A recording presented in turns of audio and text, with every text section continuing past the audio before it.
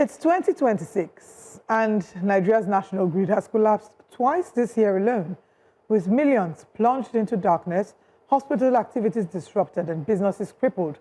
Yet, the silence from those responsible is deafening. The Transmission Company of Nigeria has come out several times to say it's working on it. But how many more times will Nigerians hear that line? In a country with over 200 million people and the largest economy on the continent, why can't we keep the lights on? Well, joining us for today's discussion is the former chairman and CEO of Nigeria's Electricity Regulatory and the chairman of Abuja School of Politics, Dr. Sam Amadi. Good morning, Dr. Amadi. Thank you very much for joining us. Thank you. Good morning. Thanks for having me. We've barely said Happy New Year, and the grid has collapsed in less than 4 days this year. Is this, twice in how many days? What do we make of this, and what future should we expect to see in 2026, if in less than a month we already had 2 grid collapses in less than 4 days this year? Well, first, it's they say the morning is the window to the day. So obviously, you should expect more grid collapse, not less, except some other things happen. But how do we explain it? Simple. I think grid collapse is simply a result of fragility in the grids that can come from multiple ways, including when there's excess inadequacy and the frequency control is terrible. And it's like, a formula has to balance energy supply, energy demand. And so when it doesn't balance and the system cannot protect itself, it's frail. It might be from distribution component. It might come from inability of transmission. So human error, management has a problem, adequacy of quantity. So the grid just collapse, meaning it gives up, it's frail, it's fragile to a breaking point, and it breaks.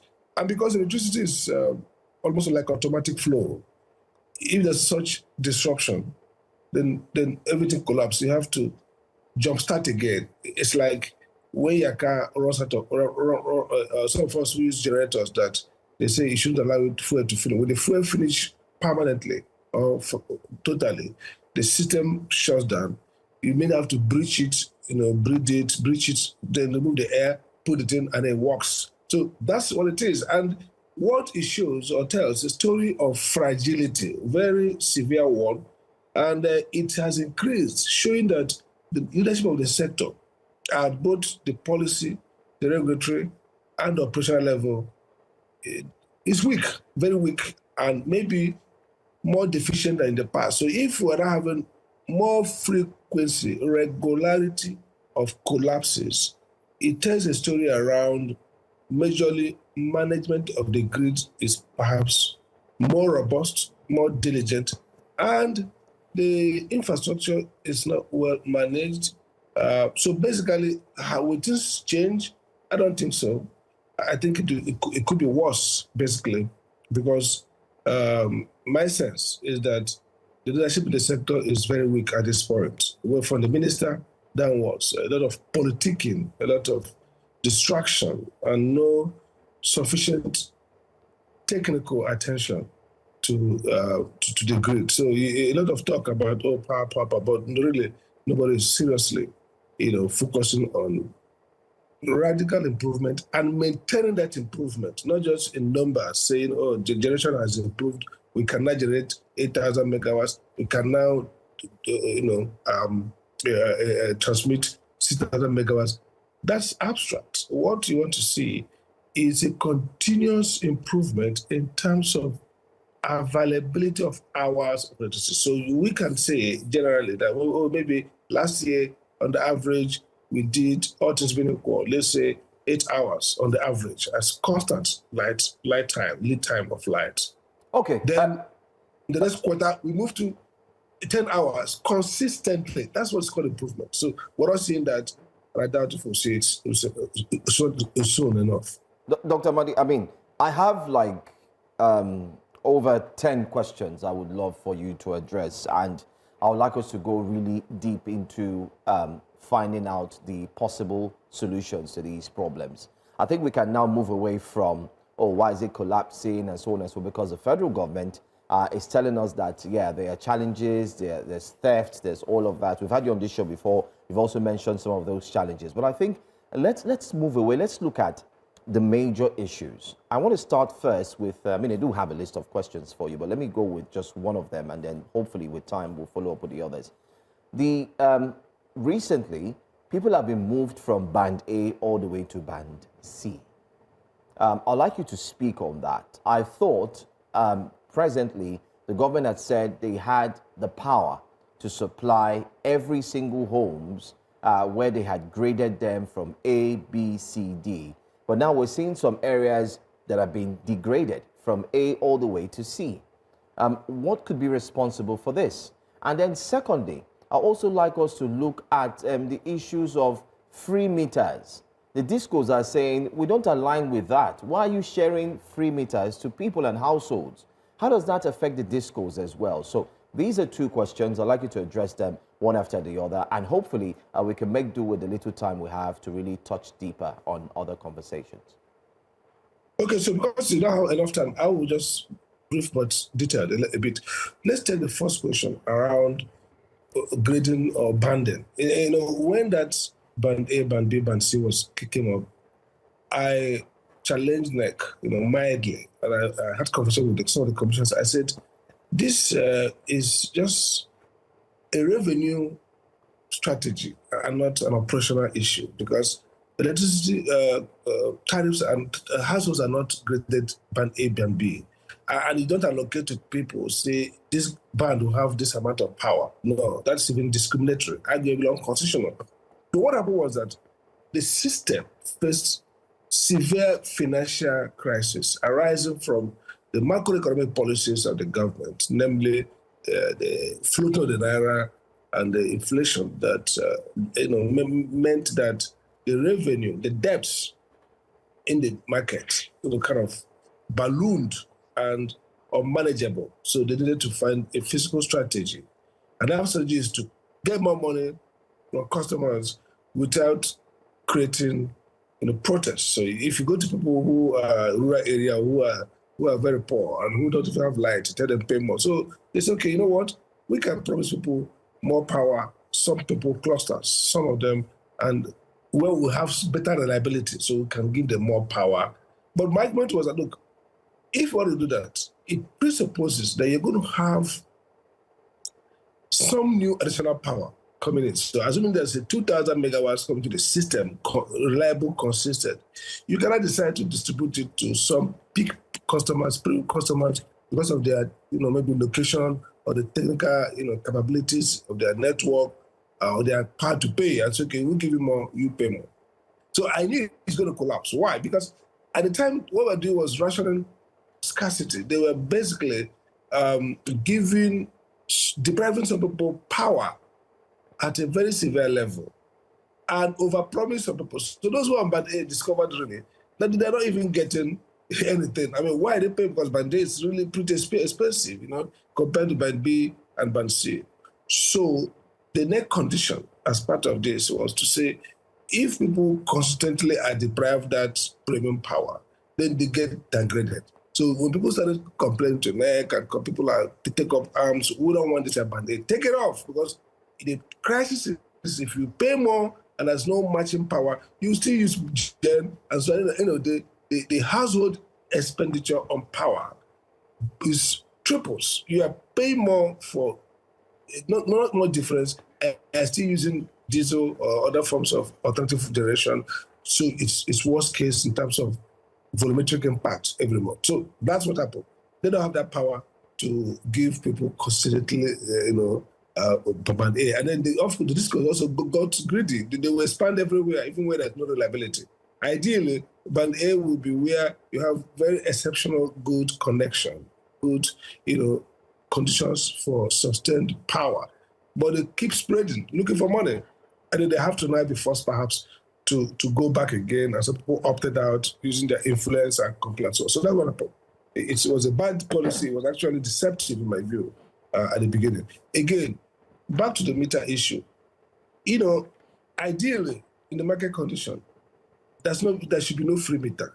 Because essentially, when the discos do their tariffs and NEC approves it, meter has been factored into that tariff you're paying. And that's why we say everything, your meter belongs to the distribution company. Because everything the network, you pay for it by paying tariff. You don't pay additional fees.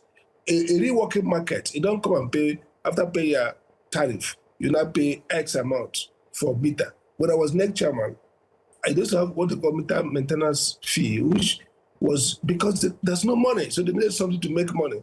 I stopped it. Instead, increase tariff, people pay. They pay for everything. But look at the problem. The problem is that because of the financial crisis in the market, because of the DISCO's inability to borrow money ahead, to finance meter rollout, and then recover in a piecemeal through the tariffs, the government has to, come in and bridge it and say, we provide meter. Now, what they are providing is free, but the DISCOs are getting services from that meter. The DISCOs use that meter for revenue management. The DISCOs use that meter to control, and it's their meter. So at the end of the day, it's free because it's not free. Government is paying. And so government is doing that because government cannot see the system collapse. The DISCOs can't roll out enough meter for two reasons. One is finance. You need to borrow. This market is finance to credit, is to borrowing. You borrow 10 years, 20 years, tenure, then you recover gradually. But the institutions in the market don't have that credibility, that creditworthiness to borrow long term and recover long term. They want to borrow short term and recover short term. So that mismatch creates an investment gap that government steps in occasionally. When I was there, we gave them some support for the CBN to get back from them. So that's the problem we have today. So what NEC did under me was a little bit, was more efficient, more innovative, but perhaps didn't allow it to work, because what we did was to say consumers can crowdfund the DISCOs like loan. So consumers borrow the DISCO. When you buy the meter under the plan, then you are entitled to to be paid back through discounts over 2-3 years. Meaning that yes, we recognize that there's a financial gap. We the consumers fund them, like we loan the money, buy the meter, is their meter, but have to pay us back from time to time through discount. So it's like bulk purchase, and then they are discounted, they don't pay. The idea is that the principle is that the meter is paid by the consumer.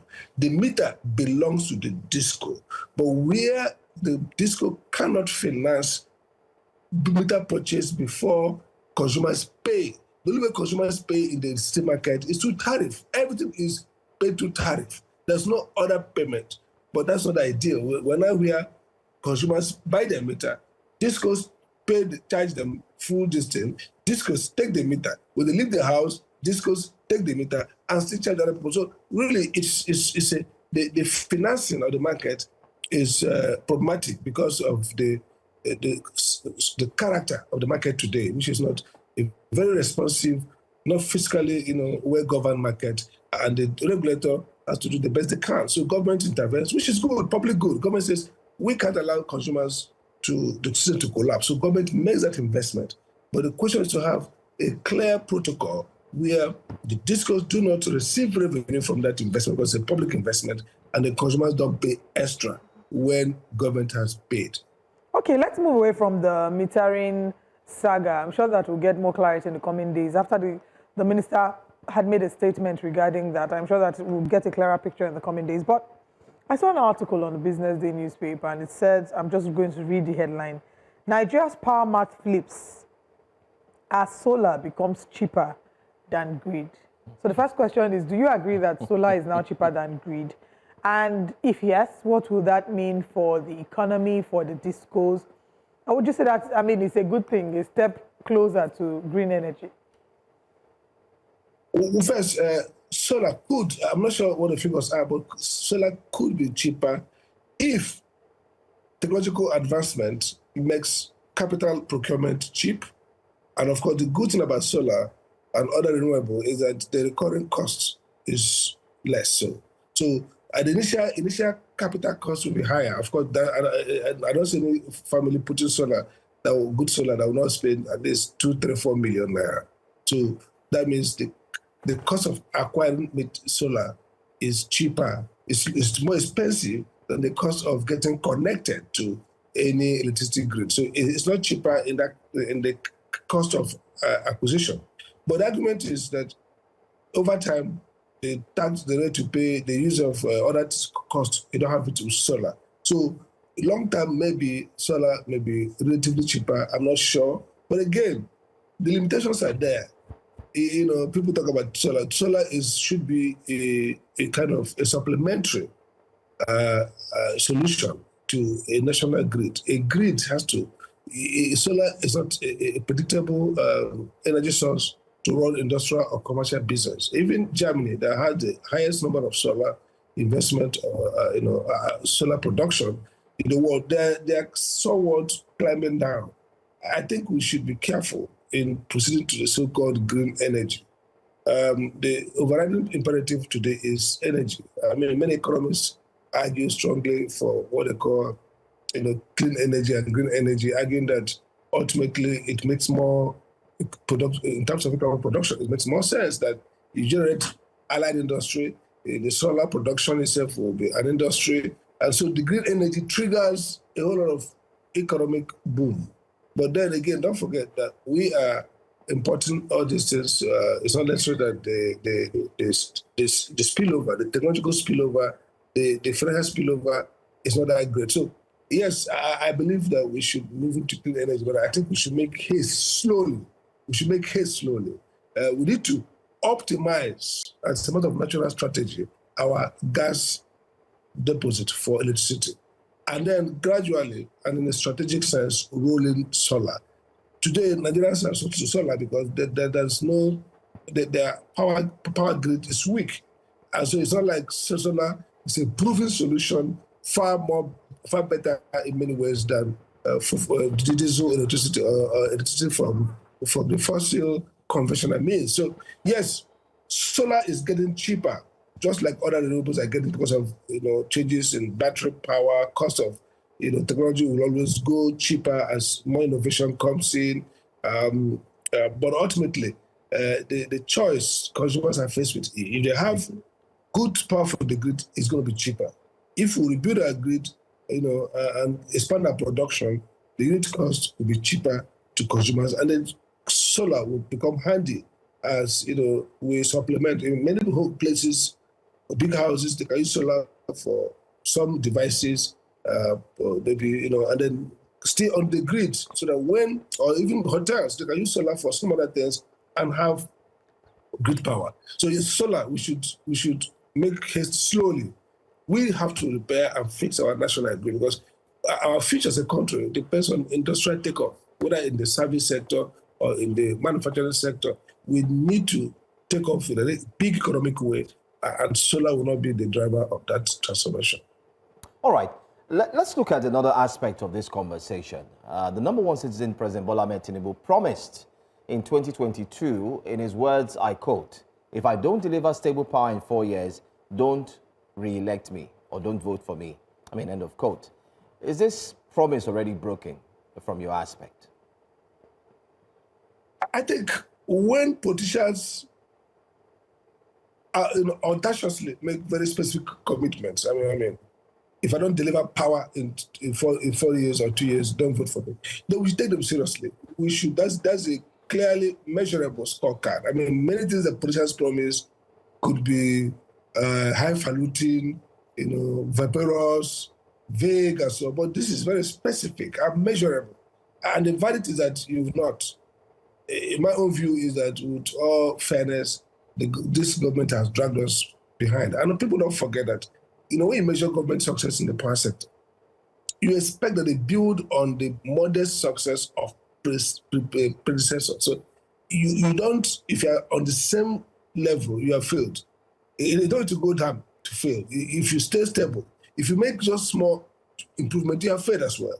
Because the system should have geometric proportion, the improvement. When people dig the ground, when they lay the foundation, then the takeoff should be fast and rapid.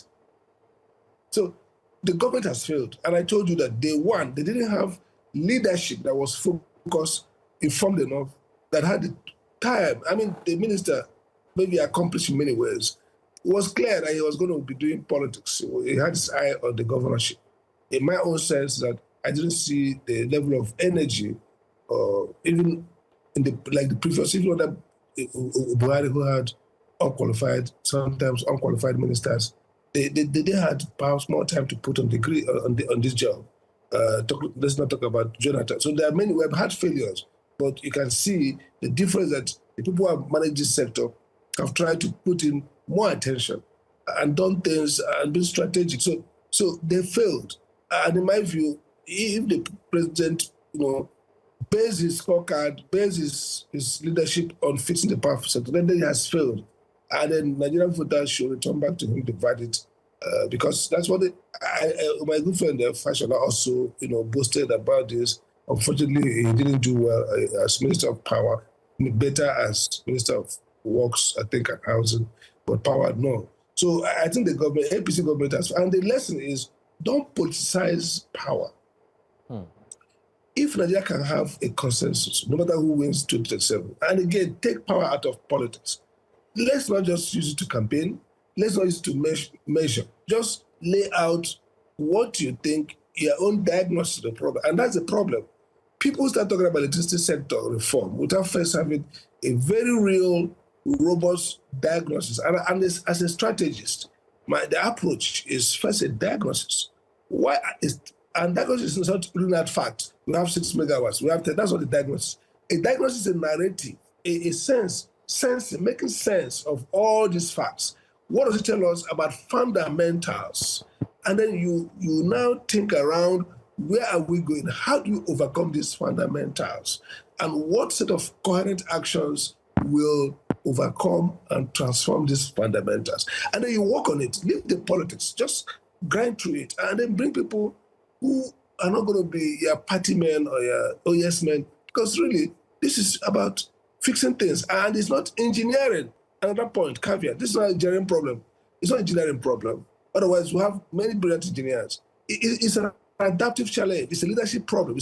It's a problem of system thinking, understanding, the interactions between many variables and how to, program intervention not to create unintended consequences. It's a leadership and management problem. And so, unfortunately, Nigerian politicians will be opportunistic and say, this regime has failed on power when they have no credential, no patience, no knowledge, no competence to fix it. And so that's why we are worse off than we were in 2015 when I left, clearly by every indicator, whether in terms of quality of regulation, in terms of policy, in terms of operations. The system is worse off. And that's why I predict that we're going to have these frequent, collapses, because the fragility is not fixed through rhetoric or politics. All right. I mean, there's a lot to talk about in terms of, you've made a point that this sector should not be politicized, and there's still worries about the current Minister of Power, who is also vying for that political space. You've also mentioned that. So there could be a divide in terms of paying attention to the sector 100% and also chasing a political career. Maybe that's why Nigerians are equally worried that the grid will continue to shut down, because the person in charge may not have 100% focus on solving the crisis and the problem. We would love to go on, but because we're out of time, I want to say thank you so much for joining us, as always, and we look forward to have you again. Maybe this time we'll be looking at the successes of Nigeria's power sector. Hopefully, one day. I hope so, and I pray. Thank you for your time.